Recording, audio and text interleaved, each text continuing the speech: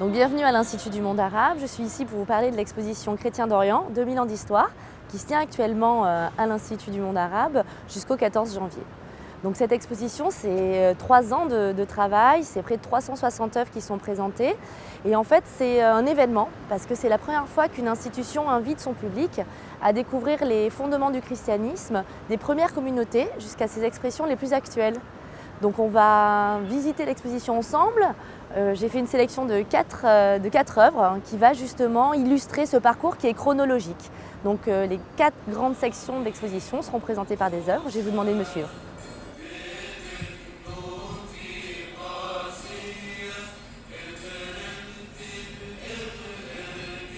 Alors là, on est au tout début de l'exposition.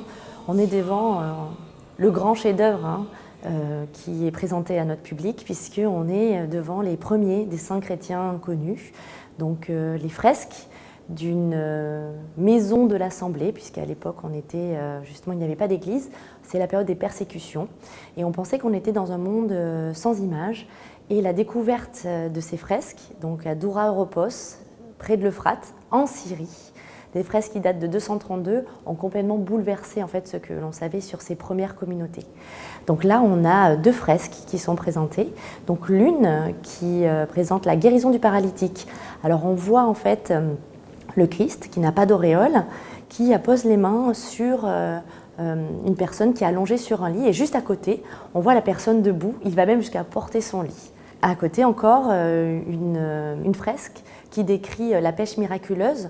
On voit donc le Christ qui marche sur les eaux et qui sauve Pierre de la noyade. Donc des images de bienveillance en fait qui vont avec l'image du discours du Christ et qui ornent complètement le baptistère de cette maison de l'Assemblée.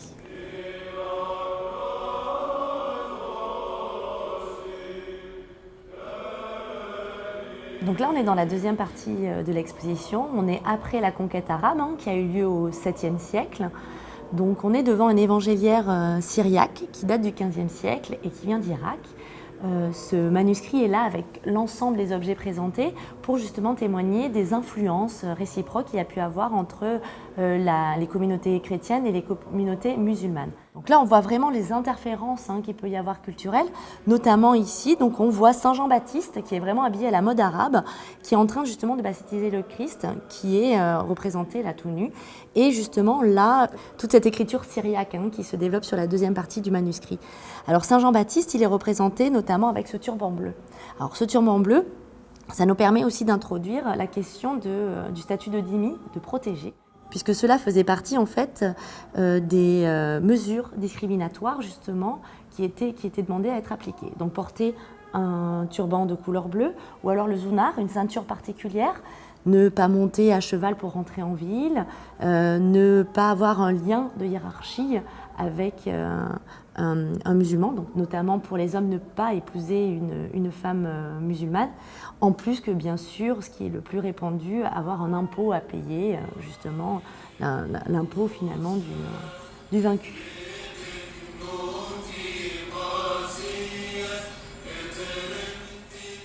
Donc là, on est devant un magnifique rideau liturgique qui fait plus de 7 mètres sur 3,50 mètres. Il vient du patriarcat arménien de Jérusalem et date de 1798. Donc là est représenté un immense Saint Théodore qui terrasse le dragon avec une vision du paradis où on peut retrouver justement des oliviers, des palmiers dattiers, des grenadiers. Et quand on s'approche un peu, on peut voir justement dans la topographie en fait qui est dessinée, l'inclusion justement d'un bestiaire d'animaux plus ou moins fantastiques et réels qui correspond aussi au système que l'on retrouve dans les miniatures persanes. Ce grand rideau liturgique que l'on retrouve notamment dans les chapelles pour protéger justement le cœur, là où se joue le mystère de l'Eucharistie. On l'a découvert dans notre mission à Jérusalem, donc c'est un prêt des communautés, c'est une de ces œuvres fantastiques qui sont vues pour la première fois et qui vont retourner aussi dans le monde arabe aujourd'hui. C'était une surprise en fait, c'est le patriarche arménien qui nous a ouvert les portes de sa chapelle privée et qui a eu la gentillesse de nous prêter cette magnifique pièce qui est en France maintenant depuis 2 mois puisque nous l'avons entièrement restaurée pour le présenter ici.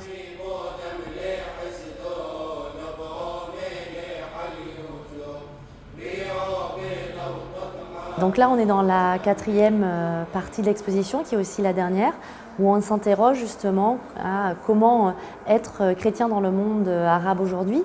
Plus particulièrement ici, on est dans une section qui s'appelle Exil et mémoire. On interroge la vision des artistes contemporains, notamment sur les grandes diasporas des années 30 aux années 60 qui ont touché notamment le monde arabe. Ici, le projet d'Orguez, donc c'est un artiste israélo-palestinien qui, en revenant en fait dans la maison familiale à Jaffa, a découvert une valise avec plein de photos, notamment des photos de Samira, sa grand-mère. Et en fait, il a reconstitué toute l'histoire de Samira, de son enfance, son adolescence, son mariage, puis après le départ, à partir de 1948. En bas, justement, les passeports qui ont permis à toute la famille monnayée justement de partir vers Chypre, vers la Suisse et même vers le Canada. C'est un témoignage extrêmement émouvant puisque c'est une petite histoire qui s'inscrit aussi dans la grande histoire.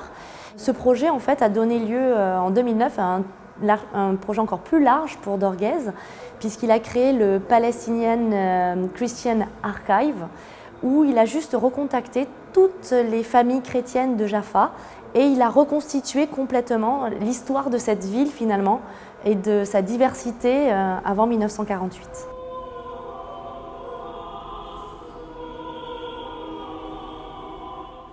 Nous sommes dans la dernière salle de l'exposition. Nous avons parcouru ensemble plus de 2000 ans d'histoire.